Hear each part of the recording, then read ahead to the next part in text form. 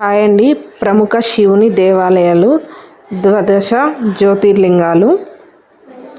శైవులు శివుణ్ణి మూర్తి రూపంలోనూ లింగ రూపంలోనూ పూజిస్తారు.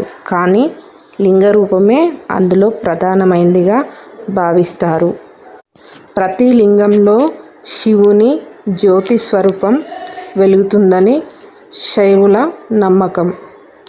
అయితే వీటిలో ద్వాదశ జ్యోతిర్లింగాలు అని పిలువబడే 12 లింగాలు అత్యంత ముఖ్యమైనవిగా అనాది నుండి భావిస్తున్నారు. అవి: